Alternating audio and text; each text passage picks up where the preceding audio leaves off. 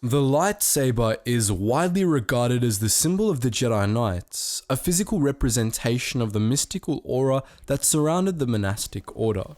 Most Jedi used no other weapons, as the lightsaber was generally considered primarily defensible and because no other weapon was as intrinsically linked to the Force. But there were some Jedi that used other weapons, like blasters. One such Jedi subgroup was the Grey Paladins, who we'll be discussing in depth in today's video.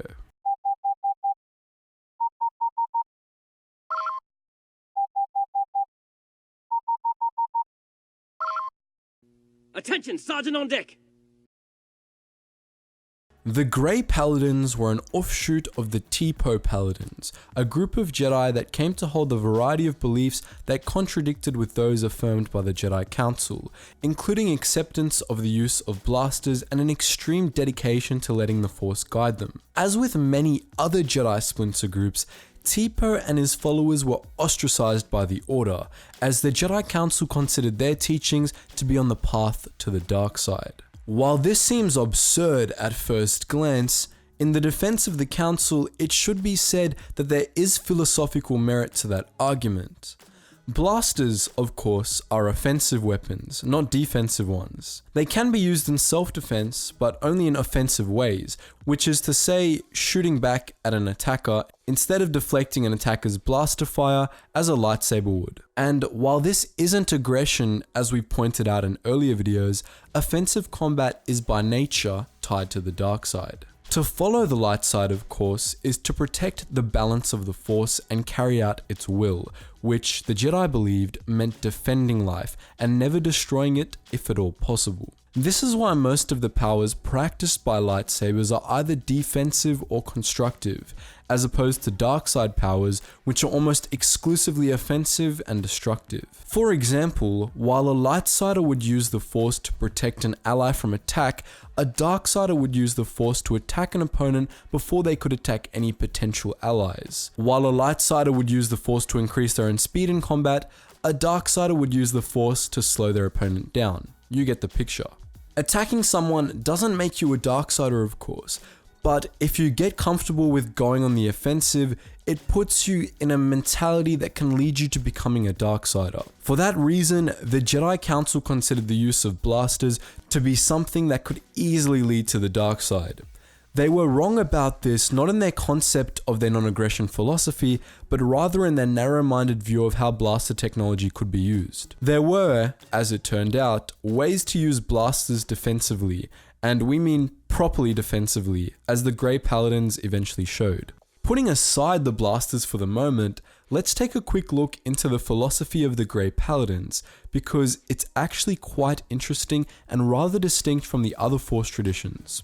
As with most others, the Grey Paladins believed that the Force underwrote everything, that it connected the whole universe and was linked on an integral level with life itself. But they differed in what they believed the implications of this to be. While the Jedi and most other Force traditions believed that this meant that the Force should be put front and center in their lives, the Grey Paladins believed that the omnipresent nature of the Force meant that it was a secondary aspect of life, something that was a part of everything else they did instead of something separate. This manifested in what most Jedi would have seen as them ignoring the Force, though this couldn't have been further from the truth. The Grey Paladins believed that other Force users made themselves dependent on the Force, focusing on harnessing it to the point where it was essential to anything they did. What they did instead was practice techniques that allowed the Force to augment existing skills instead of having it give them new ones. In this way, they believed that they were using the Force in everything they did, and which meant that, theoretically, everything that they did was in accordance with the will of the Force. This meant that, while Jedi would learn techniques that would grant them supernatural abilities like telekinesis, the Grey Paladins would learn techniques that would grant them supernatural levels of skill in ordinary abilities. For example, they would use the Force to increase their marksmanship skills, allowing them to make incredible shots with their blasters. Some skilled Grey Paladins were even able to shoot bolts right up their barrels of their enemies' weapons. Since the Grey Paladins saw the Force as a secondary element in all that they did, they eschewed its more flashy abilities, especially the sort of superhuman acrobatics and speed-enhancing feats that most Force users relied upon to some extent. They preferred to rely on their own skills, both in combats and in everything else, to achieve their goals, with the Force serving as an augmentation. Primarily, they saw the Force as a guiding element. The Grey Paladins were always open to the will of the Force and allowed it to guide their actions, which oftentimes granted them superhuman speed and accuracy anyway. Now, it should be noted that, despite their name, the Grey Paladins were not Grey Jedi. Indeed, the term Grey Jedi is used much too heavily in general by Star Wars fans, and often incorrectly. It is true that Grey Jedi were those Force users that drew upon both the light and dark side, but the meaning of this isn't what many people think. And despite what some members of the old Jedi Order might have told you if they could, simply disagreeing with Jedi doctrine doesn't make someone a Grey Jedi. No, the Grey Paladins were not Grey Jedi, nor was Qui-Gon Jinn or Ahsoka Tano, or pretty much all of the other major characters that tend to get stuck with that label. To draw upon the light side of the Force, as we've said in the past, was to let the Force use you, to surrender yourself entirely to the will of the Force and act in its interests. On the flip side, to draw upon the dark side was to bend the Force to your will, to ignore the will of the Force in favor of your own drives and desires. Grey Jedi did both when they felt it suited them. At times, they would put their emotions aside and act according to the will of the Force, but at others, they would ignore that will and use the Force for their own ends, whatever those ends may be. In some cases, they even did neither. A true example of a Grey Jedi would be Jolee Bindo, whose morals and outlook lined up with the light, but who also often preferred to stay out of things, which often went against the will of the Force and was therefore a dark side move. In this sense, it should also be said that the all too common assumption, which plenty of Disney materials seem to lean toward, that working for the balance of the Force meant being a Grey Jedi, is utterly wrong. As George Lucas himself put it, the light side is itself the balance of the Force, while the dark side seeks to destabilize that balance. The Force is not good, evil, and the balance between. Rather, it is a balance against unbalance, harmony against chaos, as the Jedi Code puts it. Indeed, frequently cited so-called Grey Jedi like Qui-Gon Jinn were actually better lightsiders than most Jedi Council members, and their rebelliousness stemmed instead from a greater openness to the will of the Force. The Grey Paladins were indeed lightsiders despite their name. As we said earlier, they were devoted to carrying out the will of the Force, and this means that, despite their rebelliousness, they were using the light side. They may have carried out the Force's will in radically different ways from their counterparts in the Jedi Order, and they may have believed that the will of the Force manifested in different ways, but they were still dedicated to the same thing when it came down to it. Which brings us back to blasters. The Grey Paladins didn't eschew lightsabers per se.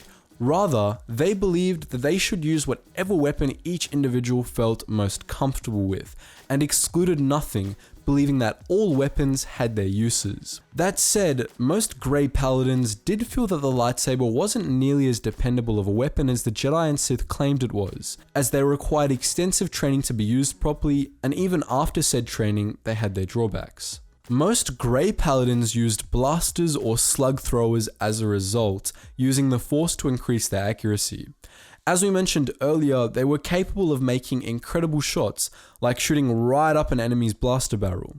In some cases, Grey Paladins were able to intercept enemy blaster bolts, slugs, or even shrapnel with their shots, destroying or deflecting them, which meant that they had figured out how to do something the Jedi Council had considered impossible: purely defensive use of blasters. In addition, most Grey Paladins were highly skilled in unarmed combat, and many studied ancient martial arts like Stava or Teras Kasi. Others used exotic or lesser known weapons from obscure species or niche manufacturers, which gave them the advantage of using a weapon with which most opponents were unfamiliar. Neither of these, actually, was unique to the Grey Paladins. Jedi weapons masters did essentially the same thing, and while many weapons masters continued to use lightsabers primarily, some, like Vodo Siosk Bass, used more exotic weapons primarily instead, much like the Grey Paladins.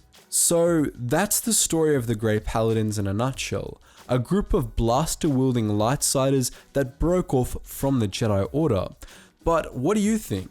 What's your opinion on their take on the Force? Do you prefer it to the traditional light side of you, or do you just think they're dirty heretics? Let me know in the comments section below. And just before you go guys, you know the drill. If you haven't already, make sure you check out all those links in the description below if you want to join the wider Geetsly's community on GGN and all of our Discord servers. And just a quick note, our Roblox server is down for the moment as we are looking for new management. So if you are interested in that and qualified for the position, make sure you hit me up on Discord and we can chat more about it. Anyways guys, as always, thank you so much for watching and I hope to see you in the next video.